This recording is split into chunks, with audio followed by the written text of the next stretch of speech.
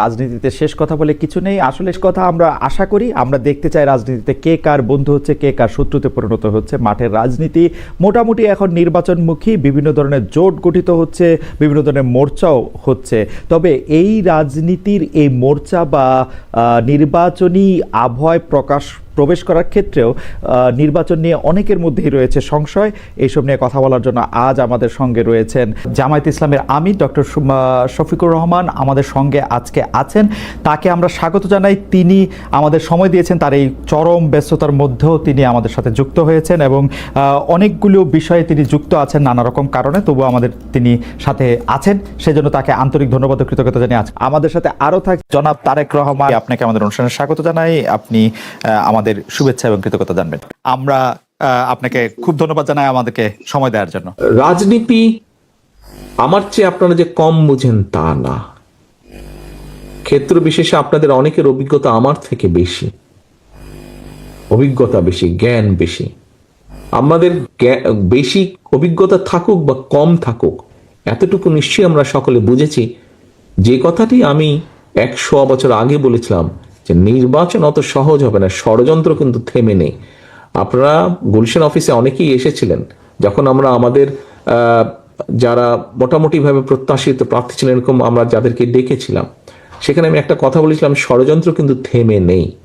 গত কয়েকদিনের ঘটনা, গতকালকের ঘটনা, চট্টগ্রামে আমাদের প্রার্থীর উপরে গুলিবর্ষণের ঘটনা, এই সব কিছু নিয়ে কিন্তু প্রমাণিত হচ্ছে যে যা আমি বলছিলাম তা কিন্তু সত্য হচ্ছে আস্তে আস্তে। কাজে আমরা যদি নিজেদের মধ্যে মতপার্থক্য কমিয়ে নিয়ে না আসি, আমরা যদি নিজেরা ঐক্যবদ্ধ না হই, সহকর্মীবৃন্দ, এই দেশ ধ্বংস হয়ে যাবে। কেন ধ্বংস হয়ে যাবে বলছি? প্রতিবার আপনারা খেয়াল করে দেখেন, আপনি বিএনপি বলেন না, facts and figure and history যা বলে, প্রত্যেকবার এই দেশ ধ্বংসের দ্বার প্রান্তে গিয়েছে। প্রত্যেকবার আপনারা, কখনো শহীদ জিয়ার নেতৃত্বে, কখনো দেশনেত্রী খালেদা জিয়ার নেতৃত্বে, বিএনপি আস্তে আস্তে সেই খাদের কিনারা থেকে দেশকে আবার বের করে নিয়ে এসেছে। সহকর্মীবৃন্দ, কেউ মানুক না মানুক, কারো ভালো লাগুক না লাগুক, কিচ্ছু যায় আসে না। আমরা জানি সকল সময় যখনই দেশ সংকটে পড়েছে এবং জনগণ বিএনপির কাঁধে দায়িত্ব দিয়েছে, বিএনপি সর্বোচ্চ দিয়ে চেষ্টা করেছে জনগণের সেই যেই ষড়যন্ত্রগুলো চলছে, বিভিন্ন সূত্র খবর বলছে এই ষড়যন্ত্র এখনই থেমে থাকবে না, এটা আরো খারাপ রূপ হতে পারে। কিন্তু আমাদের ভয় পেলে চলবে না, আমাদেরকে আতঙ্কগ্রস্ত হলে চলবে না, আমাদেরকে মানুষকে সাহস দিতে হবে, আমাদেরকে নিজেদেরকে ঐক্যবদ্ধ হতে হবে, আমাদেরকে মানুষকে, দেশের সাধারণ মানুষ, গণতান্ত্রিক আমি মানুষকে আমাদের ঐক্যবদ্ধ করতে হবে। আমরা যত ঐক্যবদ্ধ হব, আমরা যত সামনে এগিয়ে আসব, আমরা যত পরিস্থিতি তৈরি করব, যে কোনো মূল্যে নির্বাচন হতে হবে। এই পরিস্থিতি যত আমরা তৈরি করব, ষড়যন্ত্রকারীরা তত পিছু হটতে বাধ্য হবে এবং তাদেরকে পিছু হটানোর ক্ষমতা এবং শক্তি একমাত্র আপনাদের আছে। আপনারা যারা বিএনপি করেন, আপনারা যারা শহীদ জিয়ার রাজনীতি করেন, দেশনেত্রী খালেদা জিয়ার রাজনীতি করেন, একমাত্র সেই শক্তি, সেই যোগ্যতা, সেই ক্ষমতা আপনাদের আছে। প্রিয় সহকর্মীবৃন্দ, এখন আমাদের সময় এসেছে আমি কি পেলাম তা না, সময় এসেছে আমি দেশ এবং জাতির জন্য কতটুকু করতে পারলাম দেশ এবং জাতির জন্য। আজকে আপনি যদি দেশ এবং জাতির জন্য কিছু করতে পারেন, আগামী দিনে আপনার সন্তান, আপনার নাতিপুতি, এরা ভালো থাকবে, আপনার ভবিষ্যৎ বংশধর ভালো থাকবে। প্রিয় সহকর্মীরা, আজ সময় এসেছে নিজে কি পেলাম সেটা ভুলে যাবার, কি দিতে পারলাম, কি দিচ্ছি, কি দিব দেশ এবং জাতিকে। যদি দিতে পারি তাহলে ইনশাল্লাহ আমরা কিছু পাবো, সম্মান পাবো, মর্যাদা পাবো, শান্তি পাবো। আসুন আমাদের আজকের লক্ষ্য হোক আমাদের এই পরিকল্পনাগুলোর বাস্তবায়ন কাজ শুরু করা। আমাদের আজকের লক্ষ্য হোক দেশে শান্তি, শৃঙ্খলা এবং আইনের শাসনকে প্রতিষ্ঠিত করা। প্রিয় সহকর্মীবৃন্দ, রাজনৈতিক সহকর্মী হিসাবে আপনাদের কাছে আমি এটাই প্রত্যাশা করি যে আমাদের পরিকল্পনা যা আপনারা সারাদিন মিলে, নান্নু একটু আমার সাথে কথাটা শোনেন, ঝালকাঠির নান্নু 2 মিনিট পরে নিজে কথা বলেন, আমি শেষ করে দেবো এখনই। আজকে আমাদের পরিকল্পনা হওয়া উচিত, আমাদের সকলের প্রতিজ্ঞা হওয়া উচিত যে কাগজগুলো আপনাদের কাছে আমরা তুলে দিলাম, প্রথমেই আপনারা হাত তুলে বলেছেন, স্বীকার করেছেন। আমি ধরে নিতে চাই, বিশ্বাস করতে চাই, শুধু হাত তোলার জন্য আপনারা হাত তোলেনি, আপনারা বিশ্বাস করেন বলেই আপনাদের বিশ্বাস থেকে আপনারা হাত তুলেছেন যে এই কাজগুলো যদি আমরা শুরু করতে পারি। বলে থাকেন যে বাংলাদেশে রাজনীতি করতে হলে ভারতের সাথে একটা বড় সম্পর্ক রেখে রাজনীতি করতে হবে। আপনার কাছে কি মনে হয় এই সময় ভারতের সাথে বড় সম্পর্ক কারা রাখতেছেন এবং জামায়াতে ইসলামীর সাথে ভারতের সম্পর্ক আসলে কেমন? প্রথম কথা হলো যে রাজনীতি কার জন্য? রাজনীতি আমার মাটি এবং মানুষের জন্য। সুতরাং আমার সম্পর্কটা হবে জনগণের সাথে, আমার সম্পর্ক হবে আমার মাটির সাথে। এটা আমার 1 নম্বর প্রায়োরিটি। 1 নম্বর প্রায়োরিটিকে তার জায়গায় রেখে দুনিয়ায় যারা বন্ধু হয়ে এগিয়ে আসবেন দেশ এবং জনগণের কল্যাণে, আমরা সবাইকে আমরা স্বাগত জানাবো, অভিনন্দন জানাবো এবং বুকে ধারণ করব। কিন্তু যদি এই সম্পর্ক রাখার অর্থ এটি হয় যে কোনো রাষ্ট্রের আনুকূল্য নিয়ে অথবা রাষ্ট্রকে সন্তুষ্ট রেখে কোন ধরনের রাজনৈতিক কর্মকাণ্ড পরিচালিত হবে, আমরা তার সম্পূর্ণ বিরোধী। ওকে, এই ক্ষেত্রে কেউ কেউ বলতেছেন যে বিএনপির সাথে ভারতের একটি সম্পর্ক দেখা যাচ্ছে, আবার কেউ কেউ উল্টোটা বলতেছেন ডক্টর মোহাম্মদ ইউনূস ভারতের সাথে সম্পাদিত শেখ হাসিনা সরকারের কোনো চুক্তি আলোর সম্মুখে আনছেন না এবং তার কোনোটিই বাতিল করছেন না, কারণ ডক্টর মোহাম্মদ ইউনূস সরকারেরও ভারতের সাথে একটি নিবিড় এবং প্রবল সম্পর্ক রয়েছে। আপনি এই দুটি কিভাবে বিবেচনা করেন যে বিএনপির সাথে কি আসলে ভারতের একটি প্যাক্ট আছে? ডক্টর মোহাম্মদ ইউনূস কি ভারতের কাছে মুখে যাই বলুন খুবই নতজানু সরকার? মানে হোয়াট ইজ আপনার বিশ্লেষণ একটু শুনতে চাই। আসলে প্রথমটা আপনি যেমনটি শুনছেন আমিও তেমন শুনতেছি, আমার কাছে এর কোনো ডকুমেন্ট নাই। আর দ্বিতীয়টা যেটা বলতেছেন ডক্টর ইউনূস সাহেবের ব্যাপারে, আমি এর কোনো আলামত দেখতে পাচ্ছি না যে উনি ভারতের কাছে নত জানু, এর কোনো আলামত আমার কাছে স্পষ্ট নয়। ভারতের সাথে আমরা ভারতকে বিভিন্ন বিষয়ে তার সাথে কনফ্লিক্টে দেখতে পাচ্ছি। ভারতের সাথে হাসিনা সরকারের সম্পাদিত চুক্তিকে তিনি সামনে আনতেছেন না, এইটা একটা অভিযোগ। আরেকটা অভিযোগ হচ্ছে ভারত একতরফাভাবে ট্রান্সশিপমেন্ট এবং স্থলবন্দর দিয়ে মাল আনা নেওয়া বাতিল করলো, এর বিপরীতে বাংলাদেশ কোনো ব্যবস্থাই নেয় নাই এখন পর্যন্ত। আসলে বাংলাদেশের নেওয়ার সেই সুযোগটাও কতটুকু আছে না আছে সেটা বিবেচনায় নিতে হবে। 2 নম্বর হচ্ছে যে ইউনূস সরকার এখন দায়িত্বে আছেন, আমি ক্ষমতায় বলবো না, এই দেশের জনগণই তাকে দায়িত্ব দিয়েছে, উনি দায়িত্বে আছেন। উনি দায়িত্বে আসার পরে এটা ঠিক যে ভারত বলেছে নির্বাচিত সরকার আসলে তারা দেশকে সহযোগিতা করবে, তা এখানে কি বার্তা দেওয়া হলো তাহলে? সুতরাং এটা কোনোভাবেই টিকে না বিষয়টা। আর এই সরকারের অনেকগুলা প্রায়োরিটি আছে। চুক্তি সম্পাদন হয়েছে 2টা মানে সরকারের মধ্যে ইতিপূর্বে।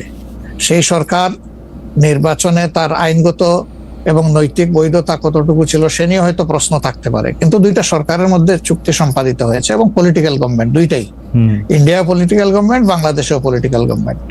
এই ধরনের কিছু ম্যাটার আছে যেগুলো আসলে পলিটিক্যাল গভর্নমেন্টকেই রিজলভ করতে হবে। যেমন কিছুদিন আগে আপনারা মানবিক করিডোর নামে একটা বিষয়ের কথা শুনেছেন, আমরা কিন্তু A to Z বলেছি নো, এটাই সরকারের ফাংশন হওয়া উচিত। এরপরে পোর্ট হ্যান্ডলিং এর ব্যাপারেও কথা এসেছে, সেখানেও আমরা বলেছি যে এইটাও এত বড় বিষয়ে সরকারের হাত দেওয়া উচিত হবে না, এই ব্যাপারে আমাদের অবস্থান স্পষ্ট। সুতরাং তারা আরো যে প্রায়োরিটি গুলো আছে, বিশেষ করে কিছু বেসিক রিফরমেশন না করলে আগামীতে একটা গুড গভর্নেন্সের জন্য একটা গুড সরকার গঠন করা সম্ভব হবে না, একটা ভালো ইলেকশন হবে না, এই বিষয়গুলোকেই এখন মূলত প্রাধান্য দেওয়া হচ্ছে। দুটি বিষয়, রাষ্ট্রের দুটি স্তম্ভ সম্পর্কে আপনাকে প্রশ্ন করব। আপনি এখন এই মুহূর্তে বা গত 10 মাস 11 মাসের ডক্টর ইউনূস সরকারের শাসনে আপনার কাছে বিচার বিভাগকে যথেষ্ট স্বাধীন এবং সকর্মক মনে হয় কিনা? আরেকটি বিষয় ফ্রিডম অফ প্রেস। আমি যথেষ্ট স্বাধীন মনে করি না। যতদিন পর্যন্ত বিচার বিভাগ সম্পূর্ণভাবে আলাদা না হবে নির্বাহী বিভাগ থেকে, ততদিন পর্যন্ত এটাকে স্বাধীন বলা যাবে না। যেমন বিচার বিভাগের একটা ডিমান্ড আমাদের আছে যে এটাকে স্বাধীন করার জন্য স্বাধীন সচিবালয় গঠন করতে হবে, সেটা এই সরকারের একটা অঙ্গীকারের মতোই ছিল, কিন্তু এখন পর্যন্ত সেটা হয়নি। আমরা এটা দেখতে চাই যে অবিলম্বে সেটা হোক। যদি স্বাধীন সচিবালয় কায়েম নাই হয় তাহলে বিচার বিভাগ স্বাধীন হবে কিভাবে? নির্বাহীর অধীনে থাকে তো বিচার বিভাগ স্বাধীন হতে পারে না। এমনিতে আমরা সারা দেশে যে বিচার আদালতগুলি দেখি বা আমাদের যে আপিল আদালত অর্থাৎ হাইকোর্ট বিভাগ এবং আপিল ডিভিশন যে রায়গুলি এই পর্যন্ত দিয়েছে বা দিচ্ছে, আপনার সাথে তো সারা বাংলাদেশের সবাই কানেক্টেড। আপনার কাছে কি মনে হয় যে তারা স্বাধীনভাবে কাজ করতে পারছে, নাকি নির্বাহী বিভাগ আওয়ামী লীগ সরকারের মতোই বা পূর্ববর্তী অন্য রাজনৈতিক সরকারের মতোই প্রভাব বিস্তার করেই চলছে? ইউনূস সরকারও আসলে সুপ্রিম কোর্টের পজিশনটা আমার কাছে আমি প্রথমে আনতে চাই। এখন যিনি প্রধান বিচারপতির দায়িত্বে আছেন, তাকে তার পারফরমেন্সকে আমরা যতটুকু পর্যবেক্ষণ করার সুযোগ পেয়েছি, আমাদের মনে হয়েছে তিনি তার বিবেক এবং তার স্বাধীন চেতা মানসিকতার জায়গা থেকেই তিনি পারফর্ম করছেন। হাইকোর্টের যেহেতু অনেকগুলা বেঞ্চ, সেখানে পার্সন টু পার্সন ডিফারেন্স হতেই পারে, কিন্তু আলটিমেটলি বিচার তো যাবে শেষ পর্যায়ে সুপ্রিম কোর্টের হাতে। এই জায়গাটাকে অতীতের যে কোনো সময়ের তুলনায় আমাদের কাছে বেটার মনে হচ্ছে আপাতত। ভবিষ্যতে তারা কি করবেন সেটা এখনই অগ্রিম বলা যাচ্ছে না। ওকে। আর বিচার আদালতের প্রশ্নে মানে জজ অ্যান্ড সেশনস কোর্ট যেগুলি, ডিস্ট্রিক্ট জজ অ্যান্ড সেশনস কোর্ট যেগুলি আছে 64টা জেলা এবং অন্যান্য ট্রাইব্যুনালগুলি, তারা কি স্বাধীনভাবে কাজ করতে পারছে? আমাদের কাছে যতটুকু ইনফরমেশন, সব জায়গায় তারা স্বাধীনভাবে কাজ করতে পারছেন না। বিভিন্ন আনডিউ প্রেসার তাদের উপরে আছে। এটা কি নির্বাহী বিভাগের উপর থেকে, নাকি এটা জামাতে ইসলামী প্রেসারটা দিচ্ছে বা বিএনপি প্রেসারটা দিচ্ছে বা এনসিপি প্রেসারটা দিচ্ছে? আমরা তো কোনো প্রেসারের পক্ষে নাই। আমরা always in favour of fair justice. আমরা আনফেয়ার কোনো জাস্টিস চাই না, আমরা চাই ফেয়ার জাস্টিস। এখন আর কারা দিচ্ছে না দিচ্ছে, আপনার টক শোতেই আপনি মেনি টাইমস বলেছেন, আমাকে উত্তর দেওয়ার দরকার নাই। আপনি যথেষ্ট জনগণের পক্ষে মতামত ব্যক্ত করার জন্য আপনি বহু সময় এই কথাগুলো রিপিট করেছেন। আমরা কিন্তু এর পক্ষে নাই এবং আমাদের বিরুদ্ধে এই ধরনের কোনো কমপ্লেইন কোথাও নেই। আর যদি ফ্রিডম অফ প্রেসের কথায় আসি, অর্থাৎ সংবাদপত্রের স্বাধীনতা বা গণমাধ্যমের স্বাধীনতা প্রশ্নে আপনার কাছে এই 10 মাসের বিবেচনা যদি চাই বা বিচার যদি চাই, আপনি কেমন দেখছেন যে স্বাধীনভাবে মত প্রকাশ করা যাচ্ছে কিনা? মানে সংখ্যা যারা সংখ্যায় কম তারাও তাদের মতামত দিতে পারছে কিনা? জি না, সেটা আমি আসতেছি। যদি আপনি in comparison two previous period, that is last 15.5 years, even another 2 years you can add with it. সকল কেয়ারটেকার সরকারের 2 বছর, পরবর্তী 15.5 বছর। অনেক সময় প্রেস আমাদেরকে বলতো, আমরা যখন জিজ্ঞেস করতাম যে এই ধরনের একটা জলজ্জন্ত মিথ্যাচার কেমনে করলেন, ওই যে কিছু করার নাই, স্ক্রিপ্ট লেখা ছিল, আমাদেরকে এটা জাস্ট ব্রডকাস্ট করতে হয়েছে। তো এখন সেই পরিস্থিতি এরকম নাই বলে আমাদের কাছে মনে হয়। তারপরেও আমরা প্রেসের কাছ থেকে বিভিন্ন সময় শুনি তাদের কিছু কনসার্নের জায়গা এখনো বিদ্যমান। কেউ কেউ এখনো তাদের উপরে আনডিউ প্রেসার দিয়ে থাকেন, এটা করতে পারবেন, এটা করতে পারবেন না। এটা যদি থাকে, একটা মিনিমাম রেঞ্জেও থাকে, তাহলে তো আমরা কমপ্লিট ফ্রিডম অফ স্পিচ বলতে পারছি না, ফ্রিডম অফ এক্সপ্রেশন আমরা বলতে পারছি না। এটা কিছুটা যে এখনো প্রিভেল করছে, এটা আমরা অনুভব করি। তবে আমরা ফিল করি যে প্রেসকে তাদের মতোই রোল প্লে করতে দেওয়া উচিত। আর প্রেসের কাছেও আমাদের প্রত্যাশা, তারা যেন সাদাকে সাদাই বলেন, সাদাকে অন্তত ধূসর বানাবেন না, এবং কালোকেও তারা মানে সার্ফ এক্সেল দিয়ে সাদা বানাবেন না। 5 আগস্টের পর এই প্রশ্ন অবশ্য অনেকবার আপনার সামনে এসছে। তারপর আমি আপনাকে বলি, যেহেতু আপনার সাথে আমার দেখা হচ্ছে নতুন একটা ঘটনার পরে, এই প্রসঙ্গে নতুন একটা ঘটনার পরে, আপনি কিন্তু যে কোনো জায়গাতে এক ধরনের সমন্বয়ের প্রত্যাশী একজন মানুষ, ক্ষমা করার পক্ষে একজন মানুষ। আপনি সর্বশেষ যে আওয়ামী লীগের রাজনীতি নিষিদ্ধ করা হলো এবং দলকে আসলে তার সকল কার্যক্রম নিষিদ্ধ করা হলো, এইটা নিয়ে আমরা দেখেছি যে আপনার দলকে যারা সমর্থন করেন তারাও সেই নিষিদ্ধের দাবি করেছেন। কিন্তু আমি আপনার পার্সোনাল মতামত জানতে চাই যে আপনি এটা আসলে লাইক করেছেন কিনা, বা আপনি এটা পছন্দ করেছেন কিনা, বা আপনার যদি একক ক্ষমতা নেয়ার মানে সিদ্ধান্ত নেওয়ার, আপনি আপনার একক সিদ্ধান্ত প্রয়োগ করতেন, তাহলে আপনি এটা করতেন কিনা?